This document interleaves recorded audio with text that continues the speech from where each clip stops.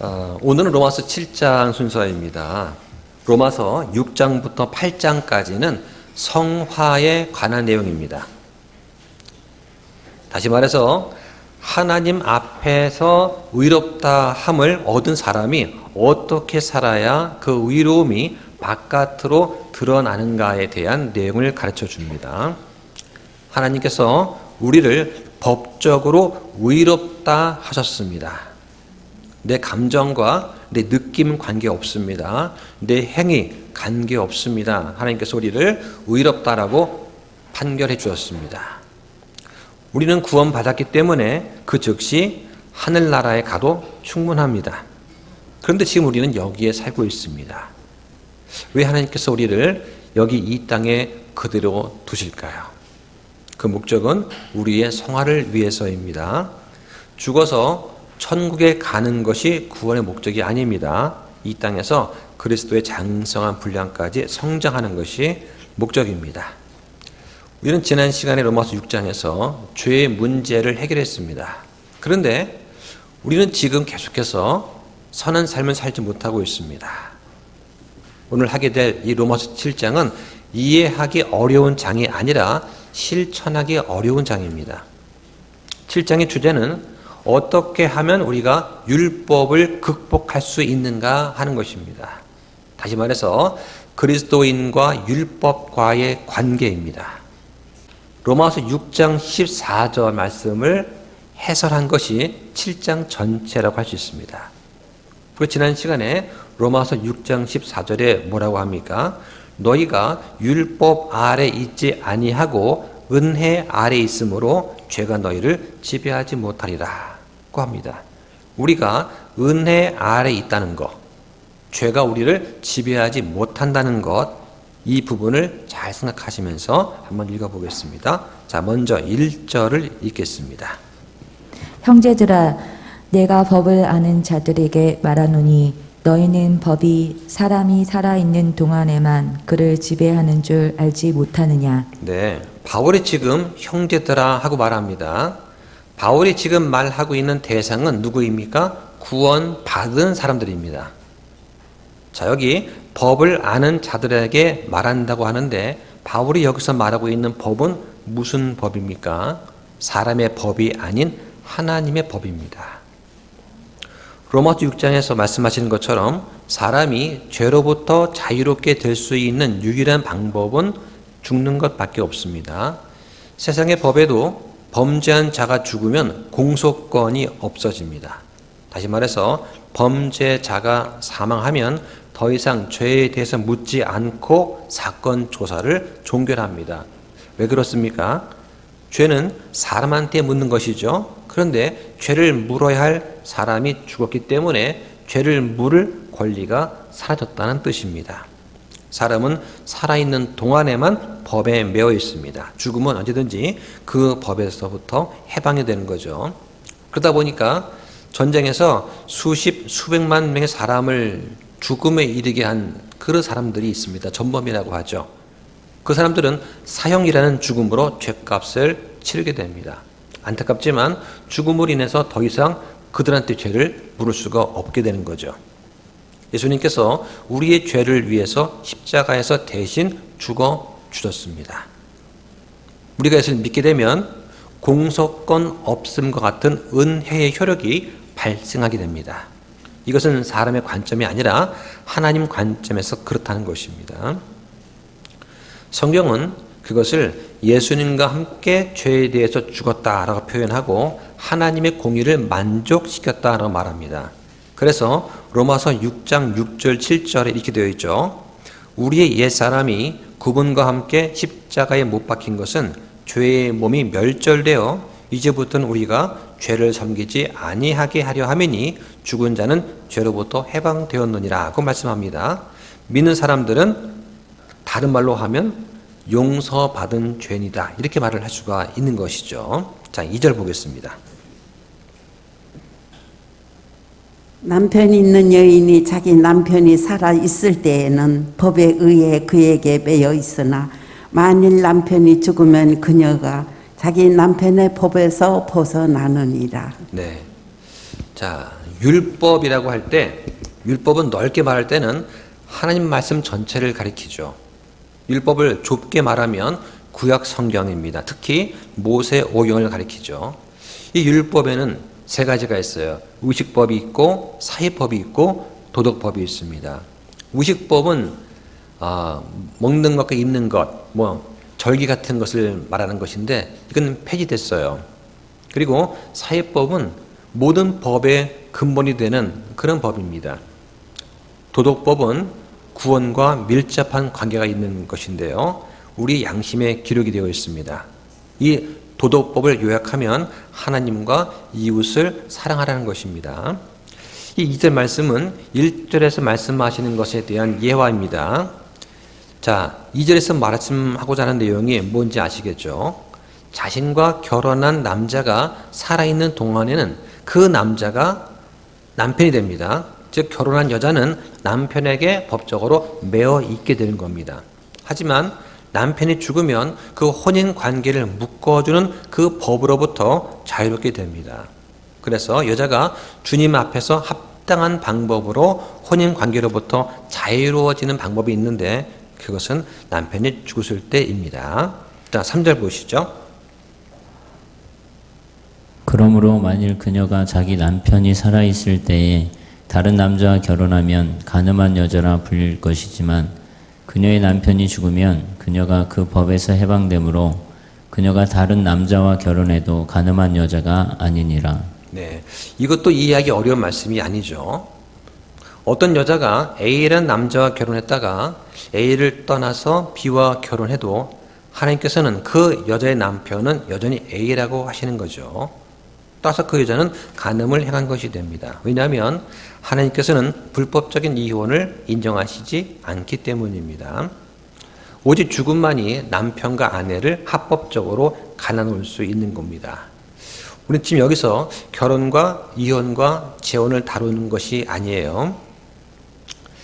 그런데 성경이 무엇을 말씀하고 있느냐 하는 것은 분명해집니다. 성경에서 이혼을 허락하는 경우는 딱 두 가지입니다. 음행이 있는 경우, 또 불신 배우자가 요구할 때는 이혼할 수 있습니다. 그런데 여기다가 사람들이 자기의 생각을 하나 더 첨가를 시키죠.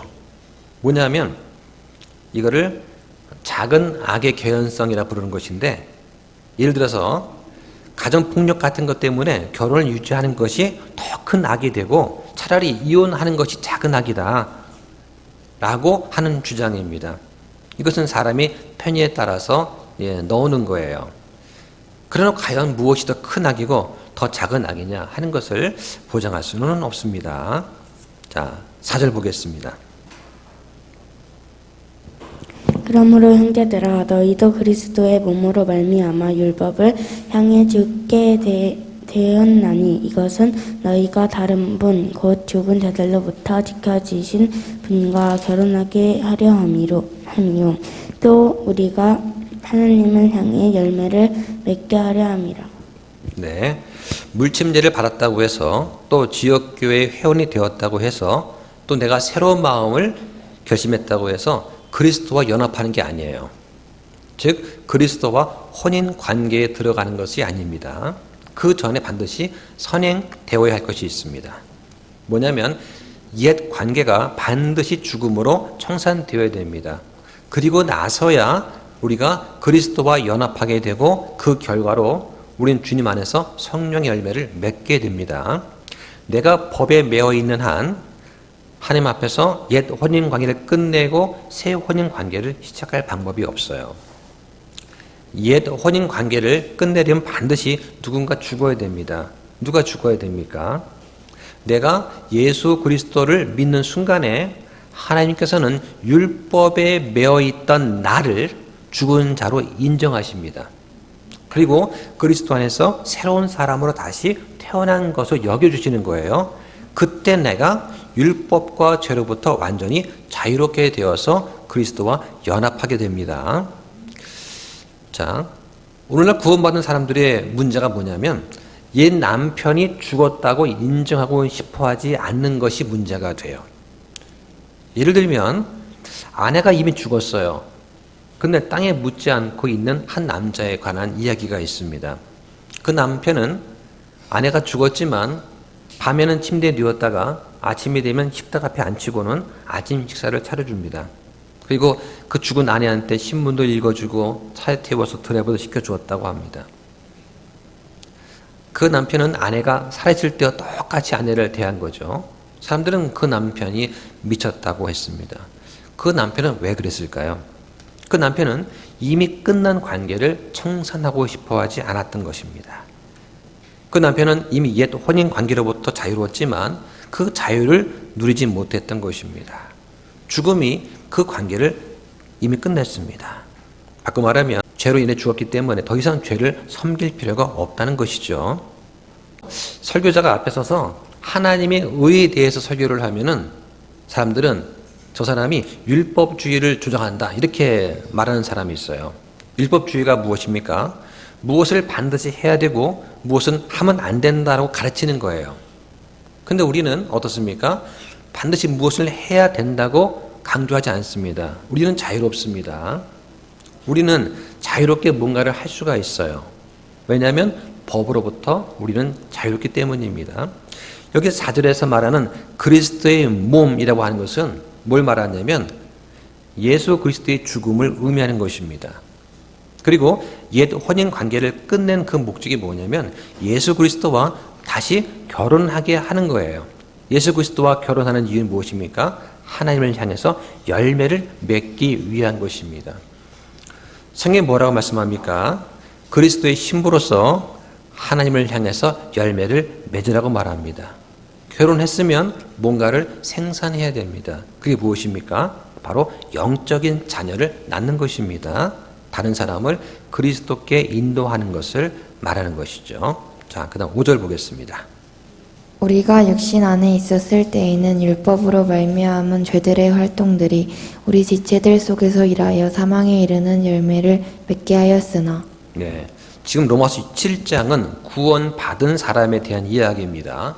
구원받지 못한 사람은 지금 아직도 육신 안에 살고 있습니다. 구원받지 못한 사람은 육신 안에 있다가 성령 안에 있다가 할 수 없어요. 그들은 계속 육신 안에 있는 것입니다. 여러분이 구원받기 전에 옛 생활을 한번 상상해 보십시오. 그때는 어땠어요? 죄가 우리를 움직였습니다. 죄가 우리의 동기를 주관했어요. 죄가 우리를 인도하고 우리를 조종했습니다. 그래서 그 결과가 무엇입니까? 바로 죽음이죠. 왜냐하면 죄의 삭은 사망이기 때문입니다. 자, 6절 보겠습니다. 우리를 붙들던 것 안에서 우리가 죽었으므로 이제 우리가 율법에서 구출되었나니 이것은 우리가 영의 새로운 것으로 섬기고 글자의 낡은 것으로 섬기지 않게 하려 함이라. 예, 글자의 낡은 것은 구약 율법을 말하는 것이죠. 자, 우리를 붙들던 것은 무엇이냐? 율법을 말하는 거예요. 율법은 무엇입니까? 옛 남편입니다. 우리는 구원받고 나서 의로운 일을 하게 되었습니다. 우리가 의로운 일을 하는 이유가 무엇입니까? 율법이 그렇게 하라고 명령했기 때문이 아니죠. 또 그렇게 안 하면 죽게 된다고 해서도 아닙니다. 우리는 우리에게 새로운 생명을 주신 예수님을 사랑하기 때문에 의로운 일을 하는 것입니다. 우리는 주님을 기쁘게 하기 원하기 때문에 주님을 섬기는 거죠. 이것이 바로 완전히 새로운 관계에서 나온 결과가 됩니다. 여러분의 옛 남편, 즉 율법에 얽매였던 여러분 자신은 죽었습니다. 지금은 그 누구도 흉내낼 수 없는 사랑을 주고 계시는 새 남편과 지금 결혼한 상태예요. 여러분이 예수 그리스도를 믿는 그 순간에 하나님께서 당신의 옛 남편을 이미 데려가신 겁니다. 자, 7절 보겠습니다. 그러면 우리가 무슨 말을 하겠느냐? 율법이 죄냐? 결코 그럴 수 없느니라. 아니라 오히려 율법을 통하지 않고서는 내가 죄를 알지 못하였으리니 율법이 너는 탐내지 말라 하고 말하지 아니하였더라면 내가 탐욕을 알지 못하였으리라. 예. 자, 율법은 나쁜 것이 아닙니다. 다만 율법은 그것을 지킬 수 있는 힘을 사람들한테 공급해 주지 않을 뿐이죠. 율법은 내가 그 율법을 지킬 수 없다는 사실을 알려줍니다. 따라서 율법은 선하기는 하지만 나를 의롭게 만들 수 있는 능력은 없어요. 율법은 내가 죄가 있다고 하는 것을 증명해 줍니다. 마치 엑스레이 사진과 같은 거예요. 따라서 율법은 선한 일을 합니다. 근데 그것 때문에 내가 살아날 수는 없어요. 그래서 성경은 갈라디아 4장에서 이렇게 말합니다. 율법은 우리를 그리스도께로 인도하는 감독 교사와 같다. 이렇게 말씀을 하고 있는 것이죠. 자, 8절 보겠습니다. 그러나 죄가 명령을 통해 기회를 틈타 내 안에서 온갖 종류의 욕정을 이루었나니 이는 율법이 없으면 죄가 죽었기 때문이라. 네. 자, 이것은 각 사람이 어떻게 죄인이 되었는가에 대한 말씀입니다. 율법이 없었을 때는 살았지만 명령이 오니까 죄가 되살아나고 그 결과 죽게 되었습니다. 어린 아이들은 의도적으로 처음 죄를 지을 때가 있죠. 그때 아이들은 영적으로 죽게 됩니다. 그 천진난만한 그 아이가 의도적으로 처음 죄를 지을 때가 온다는 얘기죠. 어린 애들은 자기 마음대로 합니다. 그래서 어린 아이입니다. 이것은 의도적인 것이 아니라 본성적인 거예요. 하지만 아이가 자라서 그러면 안 된다는 것을 알면서도 의도적으로 죄를 범할 때가 옵니다. 그 죄의 삭은 사망입니다. 그 모든 죄의 중심에는 이기심이 있어요. 그래서 이 죄의 중심에는 다른 사람은 어떻게 되든 상관없다는 그 마음이 들어있는 것입니다. 여러분이 어린 아이일 때는 그렇게 해도 상관없었습니다. 하지만 여러분이 성장하고 나서도 그런 식으로 생각하고 행동한다면 그것은 곧 죄가 된다는 그런 얘기입니다. 자, 9절 보겠습니다. 전에 율법이 없었을 때에는 내가 살아있었으나 명령이 오매 죄가 되살아나고 나는 죽었도다. 네, 율법이 하는 일은 사람을 정죄하는 일을 합니다. 사람들은 성경을 읽고 나 자신한테 문제가 있다고 하는 것을 발견하게 되죠. 그래서 내가 생각했던 것보다 훨씬 더 심각한 문제에 빠졌구나 하는 사실을 내가 알게 되는 것입니다. 성경을 읽으면 읽을수록 나 자신한테는 아무런 희망이 없다는 사실을 깨닫게 됩니다. 이것이 율법을 주신 목적입니다. 율법은 사람한테 하나님의 의가 무엇인지 보여주는 것입니다. 그렇게 해서 인간이 사람 자신의 의로는 아무런 소망을 가질 수 없다 하는 것을 깨닫게 해주는 것이죠. 따라서 율법이 직접적으로 사람을 죽이는 것은 아니지만 그 사람의 상태를 보여주는 겁니다. 구원받기 전에 사람이 범법과 죄들 가운데서 죽었다는 것을 그대로 보여주는 것이 바로 율법의 역할입니다. 10절 보겠습니다. 생명에 이르게 하려고 제정된 명령이 사망에 이르게 하는 것임을 내가 알았나니. 네, 여기서 생명에 이르게 하려고 제정된 그 명령이란 뭐냐면 이스라엘 백성에 주어진 하나님의 명령을 말합니다. 그 명령은 생명과 복의 근원이었습니다. 그래서 이스라엘 백성은 그 명령을 지킴으로써 생명을 얻게 되었다는 그런 뜻입니다. 그런데 이 명령이 사망에 이르게 하는 것을 알았다고 말합니다. 사람은 어느 누구도 모든 율법을 다 지킬 수가 없습니다. 그 율법에 따라서 사형 선고를 받는 것은 당연한 것이죠. 여기는 바울 자신도 예외가 아닙니다.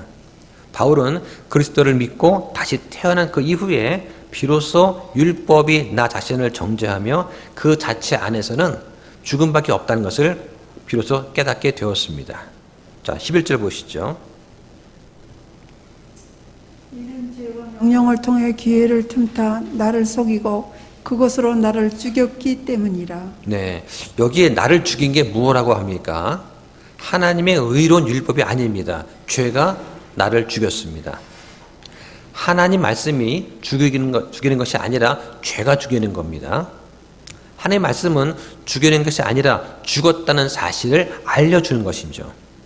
왜 하나님 말씀이 이 사실을 알려주십니까? 왜냐하면 우리가 이러한 사실을 모르고 있기 때문입니다. 세상은 이러한 사실을 알려주지 않습니다. 세상은 육신적으로 잘 먹고 잘 사는 그런 법에만 관심이 있어요.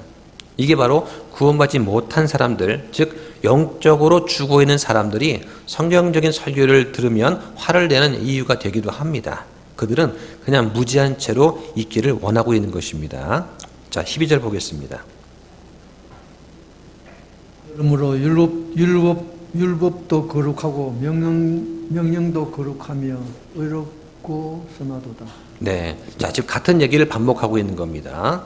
자, 율법, 즉, 하나님 말씀은 사람을 죽이지 않습니다. 사람을 죽이는 것은 죄입니다. 말씀은 죄를 죄라고 드러나게 할 뿐입니다. 우리는 동성연애가 더 이상 죄가 아닌 그런 사회에 살고 있습니다. 왜 그럴까요? 이 사회가 성경을 거부하기 때문입니다. 다른 사람한테 해를 끼쳐도 용납되기도 합니다. 왜냐하면 사회가 성경을 거부하기 때문입니다. 이 사회에서는 거짓말하고 욕을 해도 죄가 되지 않습니다. 공평과 정의가 실현되지 못하고 있습니다. 왜냐하면 이 사회가 성경을 거부하기 때문입니다. 그래서 이 세상 사람들이 생각하는 그런 악한 생각과 행하는 그 악한 행동들을 그건 악한 것이다 라고 제대로 말씀해 주는 것은 오직 하나님의 말씀밖에 없습니다. 또 성경을 펴서 죄를 죄라고 지적할 수 있는 그런 사람도 설교자밖에 없는 것이죠. 자, 13절 보겠습니다. 그러면 선한 것이 내게 사망이 되었느냐? 결코 그럴 수 없느니라. 오히려 죄가 죄로 드러나게 하려고 제가 선한 그것을 통해 내 안에서 사망을 이루었나니 이것은 제가 명령을 통해 힘이 넘치도록 죄되게 하려 함이니라. 네. 사람들은 자신들이 하는 일을 정당하게 원합니다. 그리고 그렇게 말을 해주는 설교자를 찾아다닙니다. 사람들의 문제는 성경이 무엇이라고 말씀하고 있는지 모르면서 알려고 하지도 않고 성경을 거부하고 있다는 것입니다. 그래서 우리한테 가장 필요한 것은 성경의 진리를 선포하는 것입니다. 한번 생각해 보십시오. 성경이 없다면 그렇게 예쁘게 태어나는 아이들이 죄 문제를 가지고 있다는 사실을 누가 상상이나 할 수 있겠습니까? 성경이 없다면 사람들은 죄가 죄인지를 몰랐을 것입니다. 타락한 교회는 하나님 말씀을 가르치는 설교자를 이 세상과 타협한 설교자로 바꾸어서 강단에 두었습니다. 그 결과 어떻게 됐습니까? 이 세상은 절대적인 기준을 잃어버렸습니다. 그냥 자기 눈에 오른 대로 생각하고 행동하고 있는 것이 현실입니다. 자, 14절 보겠습니다. 우리가 아는 바와 같이 율법은 영적이지만 나는 육신적이어서 죄 아래 팔렸도다. 네. 자, 지금 14절부터 25절까지 계속해서 등장하는 단어가 있습니다. 바로 나라는 단어입니다. 자, 영어로 I라는 단어가 27번 나옵니다. 그리고 소유격과 목적격까지 합치면 30번 이상이 나옵니다. 자, 문제가 무엇입니까? 바로 내가 문제입니다. 영어로 죄를 뭐라고 하죠? sin이라고 합니다. S-I-N이라고 합니다. 그런데 여기서 가운데 I를 빼버리면 죄가 안 되죠. 즉, 나를 빼면 죄가 안 되는 것입니다. 반대로 내가 한 가운데 들어가면 그때 죄가 생기는 거죠. 내가 어디서 무슨 일을 하든지 간에 나 자신을 한 가운데 두면 그게 바로 죄가 될 때가 있어요. 교회 한 가운데 나 자신을 두면, 즉 남보다 나를 더 높이고 내세우려고 하면 뭐가 등장합니까? 바로 죄가 등장하는 겁니다. 우리가 교제를 할 때도 그 교제 한가운데 나 자신을 두면 죄가 등장을 하는 겁니다. 교제 한가운데는 예수님이 계셔야 됩니다. 그래서 우리가 보통 대화에는 1, 2, 3 법칙이 있다고 합니다. 1, 2, 3 법칙. 1분 동안 얘기를 하고 2분 동안 들어주고 3분 동안 고개를 끄덕끄덕 해주는 거예요. 그러면 내가 드러나지 않습니다. 대부분 어떻습니까? 내가 3분 얘기하고 2분 듣고 1분 끄덕입니다. 그러니까 내가 3분을 얘기해야 되는 거예요. 예, 그러면 어떻게 되죠? 은혜가 안 되죠.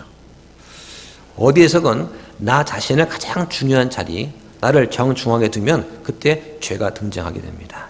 이것이 바로 로마서 7장에서 말하고 있는 사람이 지닌 문제입니다. 자, 15절 보겠습니다.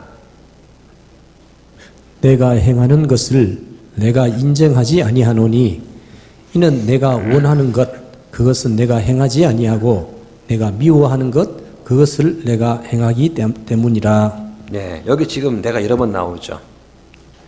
여기에는 두 사람이 등장합니다. 바로 속사람인 나와 겉사람인 나입니다. 속사람은 새 본성을 말하고 겉사람은 옛 본성을 말하는 것이죠. 여기에 내가 원하는 것 할 때 나는 누구냐면 속사람입니다. 새 본성이 원하는 것이죠. 이것을 내가 행치 아니한다 할 때 나는 겉사람이에요. 즉 옛 본성이 행하지 않는다는 그런 얘기입니다.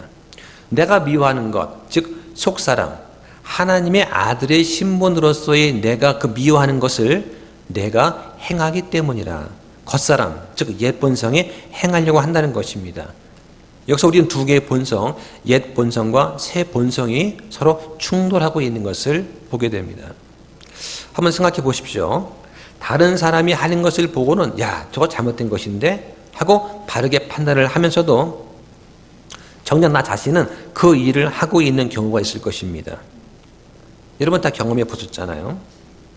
그것이 잘못된 일이라는 것을 말씀을 통해서 알고는 있지만 나는 그래도 좀 해봐야 되겠다라고 생각을 한 적이 있을 것입니다. 이것이 15절에서 말하고 있는 것입니다.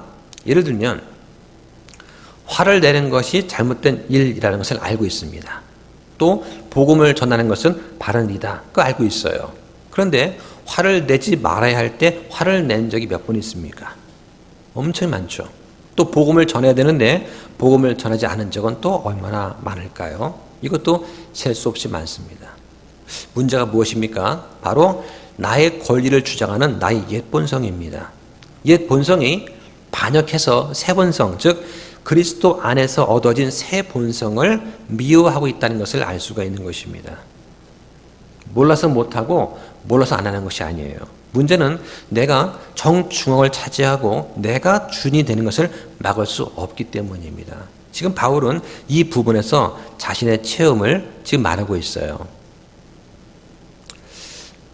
바울의 생애에는 세 가지 기간이 있었습니다. 첫 번째 기간이 언제냐면 모세 율법 아래에 있었던 교만한 바리새인 바울이었어요. 그래서 이 율법 앞에 올바르게 되고 싶어가지고 여러 가지 열심을 내면서 살았던 때가 있었습니다. 근데 그 율법이 바울을 계속 정죄했던 것이죠. 그 후에 바울은 어떻게 되었습니까? 다마스쿠스로 가는 길에서 그리스도를 만나게 됩니다. 이게 두 번째 시기입니다. 이 젊고 교만했던 바리새인 이 바울이 예수 그리스도 앞으로 돌아왔습니다. 그런데 여전히 자신이 그리스도인다운 생활을 할 수 있다고 생각을 했어요. 그의 새로운 본성은 이렇게 말합니다. 나는 이제부터 하나님을 위해서 살겠다. 이렇게 강력하게 다짐을 이제 하는 거죠. 근데 어떻습니까? 실패하고 또 실패하고 또 실패합니다. 그런 갈등 속에서 이제 살아왔어요. 그 기간이 얼마나 오래 되었을까요? 아마 상당히 오랜 기간 아마 고민했을 것 같습니다. 그런데 바울이 드디어 승리를 하는 순간이 오게 됩니다. 엄밀히 말하면 바울이 승리한 것이 아니라 예수 그리스도께서 그 바울 안에서 승리하셨다고 하는 것을 바울은 깨닫게 되는 거죠. 그래서 뭐라고 합니까? 내 안에 사는 것은 내가 아니요 그리스도께서 사신다고 하는 고백을 하게 되는 것입니다. 중요한 것은 나 자신을 하나님께 드리고 나를 부인하며 하나님의 영이 내 안에서 그리스도인다운 생활을 하게 하도록 나를 내어 맡기는 데 있다는 것입니다. 이것을 바울이 드디어 깨닫게 되는 것이죠. 우리가 예수 그리스도 안에서 그분만을 바라보고 그분의 인도하심으로 살아갈 때만 온전히 승리할 수가 있습니다. 내 힘으로 살아서 승리하겠다고 생각하는 것은 아직도 우리가 율법적인 생각에 얽매여 있다는 증거가 됩니다. 주님 안에서 승리하시는 여러분 되시기를 소망합니다. 자, 그 다음 16절입니다. 그런즉 만일 내가 원치 아니하는 그것을 내가 행하면 율법이 선하다는 사실에 대해 내가 율법에 동조하노니. 네. 자, 내가 원하지 아니하는 그것을 내가 행한다는 것은 무엇을 말합니까? 탐욕을 말하는 것입니다. 이것은 옛 본성이 말씀을 어길 때를 말하는 것입니다. 내 안에 있는 새 본성이 율법과 더불어서 뭐라고 합니까? 탐욕이 잘못되었다라고 이제 말하는 것입니다. 뭐라고 말을 합니까? 우리가 죄인이다라고 지적을 하는 거죠. 그런데 그 지적이 올바르고 사실이기 때문에 율법이 선하다고 하는 것입니다. 그리고 이런 사실에 내가 동의를 하게 만드는 것, 이것이 율법의 목적입니다. 현대 교육의 목표는 아이들이 자신에 대해서 부정적인 생각을 갖게 하지 않는 거라고 합니다. 아이들의 자존감을 높여주는 것이 학교 교육의 목표라고 합니다. 그런데 그 결과가 어떻습니까? 우리가 아는 것처럼 결과가 비참하죠. 오죽하면 촉법 소년의 법정 나이를 낮추고 강력 범죄 시 처벌해야 된다, 그런 말이 나오겠습니까? 우리는 아이들한테 진실을 알려줘야 됩니다. 그래서 아이들이 회개하고 자신들의 악한 길에서 돌아서서 구원받을 수 있도록 도와주어야 합니다. 그게 바로 교회 주일학교의 교육의 중요성이 되죠. 자, 17절 보겠습니다. 그러면 이제는 그것을 행하는 자가 더 이상 내가 아니요 내 안에 거하는 죄니라. 네, 자, 이 말씀을 이제 읽으면서 사람들이 야, 그건 변명하는 거 아니냐, 책임 회피다, 이런 말을 하는 경우가 있습니다. 그런 것이 아닙니다. 지금 이 본 말씀은 객관적인 사실을 지금 말하려고 합니다.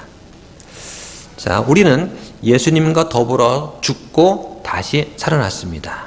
그리고 예수님의 신부가 되었습니다. 우리는 더 이상 죄를 짓고 싶어 하지 않습니다. 왜냐하면 주님을 정말 사랑하기 때문에 우리는 주님이 원하시는 것을 하고 싶어 합니다. 그런데 그런 일을 하지 못하고 때로는 주님이 싫어하시는 일을 하고 있다는 것을 어느 순간 깨닫게 되죠. 그때 그 일은 내가 원해서 하는 것이 아니라 내 안에 거하는 죄가 나를 속여서 하게 한 거라는 얘기입니다. 여기서 내가 아니라고 하는 것은 책임을 회피하겠다는 그런 뜻이 아니에요. 이것은 내가 자발적으로 한 것이 아니라 죄가 나를 속여서 내가 넘어간 것이라는 뜻입니다. 또한 인정을 하지 않겠다는 말이 아니라 내가 의도한 것이 아니다 라고 하는 것을 설명하려는 그러한 구절이 되겠습니다. 18절입니다. 내 안에 곧 내 육신 안에 선한 것이 거하지 아니하는 줄을 내가 아노니 원함은 내게 있으나 선한 그것을 어떻게 이행할지는 내가 찾지 못하노라. 네, 이게 중요한 사실입니다. 유감스럽게도 우리의 그 속성이라고 하는 것이 어떤 것이냐, 하나님을 기쁘시게 하는 쪽으로는 우리 속성이 안 가게 되어 있어요. 여러분 안에 선한 것이 없다는 것을 여러분이 아셔야 됩니다. 혹시 있다고 생각하십니까? 그럼 아직도 좀 덜 깨달은 거예요. 많은 그리스도인들이 육체 안에 있는 내가 하나님을 기쁘시게 할 수 있다, 어떤 일을 할 수 있다라고 생각하고 있습니다. 이게 아닙니다. 이런 것을 깨닫지 못하는 많은 사람들이 교회 안에서 뭔가 열심을 내서 한다고 하면서 문제를 일으키고 있어요. 여러분, 열심히 일하는 것이 중요한 것이 아닙니다. 중요한 것은 하나님이 기뻐하시는 일을 하려고 노력하는 것이 중요한 거예요. 교회를 섬긴다고 할 때는 하나님 몸된 교회, 몸된 성도들을 사랑한다고 하는 의미가 되는 것입니다. 아무리 우리가 바쁘게 수고하고 노력한다 할지라도 내가 예수 그리스도의 관계가 분명하지 않으면 다 헛일이 되는 것입니다. 자, 19절 보겠습니다. 원하는 선은 내가 행하지 아니하고 도리어 내가 원하지 아니하는 악, 그것을 내가 행하기 때문이라. 20절 읽어주시죠. 그런데 내가 원하지 아니하는 그것을 내가 행하면 그것을 행하는 자가 더 이상 내가 아니요 내 안에 거하는 죄니라. 네, 감사합니다. 믿음 생활을 조금이라도 좀 해본 사람이라면 이 구절이 삶 속에서 얼마나 자주 일어나는지 아마 알 것입니다. 성도가 믿지 않는 사람과 다른 점이 무엇일까요? 성도는 죄에 대해서 민감하다는 것입니다. 특히 다른 사람의 죄뿐만 아니라 나 자신의 죄에 대해서 민감해져야 됩니다. 남의 죄에 대해서 민감해지면 안 됩니다. 그러면 자꾸 판단하게 되고 정죄하게 됩니다. 먼저 자신을 돌아볼 수 있어야 됩니다. 이 20절 말씀에서 17절 말씀이 또 반복이 됩니다. 원하지 않는 것을 행하는 주체는 속 사람인 내가 아니라 겉 사람 속에 있는 죄다 라고 하는 것이죠. 이것은 변명하고 회피하려는 것이 아닙니다. 그럼 우리는 어떻게 해야 됩니까? 죄에 속아 넘어가지 않도록 항상 깨어 있어야 됩니다. 왜냐하면 아차하면 죄에 넘어가는 것이 우리의 연약한 육신이기 때문입니다. 마귀가 그것을 알고 계속 공격한다는 것을 우리는 유의해야 합니다. 21절 보겠습니다. 그런즉 내가 한 법을 발견하노니 그것은 곧 내가 선을 행하기 원할 때에 악이 나와 함께 있다는 것이라. 네, 바울은 드디어 한 법을 발견했습니다. 마치 만료인력의 법칙처럼 절대로 변하지 않는 한 법이 있어요. 그게 무엇입니까? 바로 죄와 사망의 법입니다. 내가 아무것도 하지 않고 가만히 있으면 내 안에 죄도 가만히 있어요. 그런데 내가 주님을 위해서 뭔가 해보겠다고 헌신하겠다고 마음을 먹는 순간에 갑자기 내 안에 죄가 일어나서 같이 놀자고 합니다. 이 죄가 항상 옆에 붙어 다녀요. 기도하려고 하면 잡생각이 납니다. 성경을 펼쳐도 잡생각이 납니다. 설교 시간에 아마 절반가량은 말씀의 귀를 스쳐만 갈 수 있어요. 깨어있지 않으면 어느 순간에 무슨 생각을 할지 모릅니다. 제가 한 10년 전에 수원에 있는 어떤 교회를 방문한 적이 있어요. 그 교회는 오래된 교회였습니다. 목사님도 아주 연로하신 분이었어요. 그런데 설교가 끝나고 난 다음에 종이를 막 나눠주시는 거예요. 이게 뭡니까? 했더니 우리 교회에서는 설교를 다 끝나고 나서는 들은 내용을 가지고 시험을 본다는 거예요. 저는 철렁했습니다. 왜냐하면 설교 시간의 절반은 졸았거든요. 그것이 바로 선을 향하기 원할 때 악이 함께 있는 것입니다. 22절 보겠습니다. 22절과 3절까지 내가 속 사람을 따라 하나님의 법을 즐거워하나. 네, 그 다음 절도요. 내 지체들 속에서 다른 법이 내 생각의 법과 싸워 내 지체들 안에 있는 죄의 법에서 나를 사로잡아 가는 것을 내가 보는도다. 네, 다시 태어난 속사람은 하나님의 법을 즐거워하고 형제들과 교제하고 영적인 일들을 하는 걸 아주 좋아합니다. 내 몸의 지체인 이 눈은 성경으로 가는 것은 어색하지만 드라마를 보는 데는 아주 익숙합니다. 두세 시간은 아무렇지도 않게 보죠. 근데 성경은 5분만 읽어도 지루하고 피곤합니다. 이것이 너무나 자연스러운 우리의 모습이 아닙니까? 이것을 이겨내려면 주님의 도우심이 필요합니다. 내 생각은 주님 쪽을 향해 있어요. 그런데 내 지체들 안에 있는 죄가, 내 눈과 귀와 코와 입 같은 내 지체 안에 있는 그 죄가 나를 포로로 사로잡아서 영적인 것들이 아닌 육신적인 것들을 하게끔 합니다. 이런 일을 우리가 얼마나 반복을 해야 될까요? 우리가 이 로마서 공부를 하는 목적이 그것입니다. 지금부터라도 제대로 영적인 믿음 생활을 할 수 있도록 우리가 훈련할 필요가 있습니다. 자, 그 다음 4절입니다. 24절. 네. 오 나는 비참한 사람이로다. 이 사망의 몸에서 누가 나를 구출하랴. 네.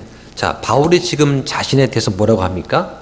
오 나는 비참한 사람이로다. 여러분, 이 외침은요, 구원받지 못한 사람의 부르짖음이 아니에요. 여기서 비참하다는 그 표현이 뭐냐면 싸우다가 지쳐버렸다는 그런 뜻이 있습니다. 여러분들도 비참할 때가 있지 않습니까? 말씀대로 살아보려고 바둥바둥 대다가 싸우다가 지칠 때가 있을 것입니다. 이 사망의 몸에서 누가 나를 구출하랴. 지금 바울은 무기력해 있는 상태입니다. 스스로 뭔가를 해보려고 했던 바울이었기 때문에 지금 바울의 어깨는 아래로 축 처져 있습니다. 바울이 순교하기 직전에 가장 성숙했을 때 기록한 책이 디모데전서입니다. 그 디모데전서 1장 15절에서 바울은 이렇게 고백합니다. 내가 죄인들 중에 우두머리니라. 바울은 자신이 머리부터 발끝까지 그 뼛속까지 죄인 중에 죄인이라고 고백을 했습니다. 바울이 그런 고백을 할 수 있었던 이유는 무엇일까요? 바울이 주님께 아주 가까이 가 있었기 때문입니다. 영적으로 성숙할수록 내 안에 죄가 더 잘 보입니다. 왜 나는 믿음 생활이 앞으로 나가지 못하고 제자리 걸음만 하고 있을까라고 생각이 드신 적이 있나요?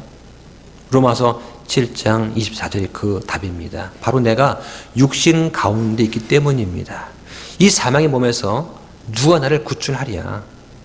하나님께서는 우리가 이 대답을 할 때까지 기다리고 계십니다. 나 자신의 힘으로는 결코 하나님을 기쁘시게 할 수 없다는 것을 깨달아야 됩니다. 그래서 육신의 자아인 야곱이 죽어야 새 사람인 이스라엘로 살 수가 있게 되는 것입니다. 오 나는 비참한 사람이로다. 이 사망의 몸에서 누가 나를 구출하랴. 이 고백이 진심으로 나와야 됩니다. 바로 이 고백이 복음에 대한 믿음과 감사의 시작점이라고 할 수 있어요. 자, 마지막 25절을 보겠습니다. 예수 그리스도 우리 주를 통해 내가 하나님께 감사하노라. 그런즉 이처럼 나 자신이 생각으로는 하나님의 법을 섬기지만 육신으로는 죄의 법을 섬기노라. 네. 자, 지금 이 말씀은 그리스도인의 상태를 설명해 주고 있습니다. 우리는 율법에서 해방되었습니다. 자유함을 얻었습니다. 그러므로 육신의 법이 아닌 성령의 법을 쫓아 살아가야 합니다. 이것이 믿음으로 승리하는 비결입니다. 우리가 왜 죄를 짓습니까? 죄를 생각하기 때문입니다. 만일 죄가 처음 머릿속에 딱 떠올랐을 때 그 생각을 예수님께로 가져갔다면 결코 죄를 짓지 않았을 것입니다. 그런데 어떻게 해요? 죄가 떠올랐을 때 죄를 즐기는 거죠. 죄를 좋아하는 것입니다. 그 결과 우리가 죄를 짓게 되는 것이죠. 생각으로는 하나님의 법을 섬기지만 육신으로는 죄의 법을 섬깁니다. 이것이 바로 영적 전쟁입니다. 바울은 예수 그리스도를 사랑했지만 그의 육신은 그렇지 않았어요. 바울의 혼은 구원받았지만 그의 육신은 그렇지 않았습니다. 그런 사망의 몸에서 우리를 건져내신 분이 바로 예수 그리스도이십니다. 말씀을 정리하겠습니다. 자, 지금 로마서에서 성화에 관련된 장이 6장, 7장, 8장입니다. 6장은 우리가 죄에 대해서 죽었다라고 말을 합니다. 7장은 우리가 율법에 대해서 죽었다고 말합니다. 그리고 8장은 성령이 주시는 승리 가운데서 살아가는 방법을 말해줍니다. 많은 사람들이 이 로마서 8장이 성경에서 가장 위대한 장이라고 말을 합니다. 8장은 성화의 결론이에요. 제가 숙제 하나 드리겠습니다. 8장에 성령이라는 단어, 성령을 가리키는 단어가 모두 몇 번 나오나 한번 세어보시기 바랍니다. 한 번 읽어가지고는 모르실 거예요. 예. 서너 번 읽으셔야지만 알아낼 수가 있어요.